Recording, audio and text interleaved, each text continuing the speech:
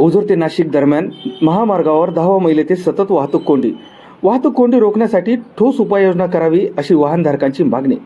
नाशिक ते ओझर दरम्यान 10वा मैल येथे गेल्या अनेक महिन्यांपासून सतत मोठी वाहतूक कोंडी निर्माण होत असून याचा फटका धुळे, सटाणा, नंदुरबार, चांदवड, पिंपळगावकडे जाणाऱ्या वाहनधारकांना बसत आहे.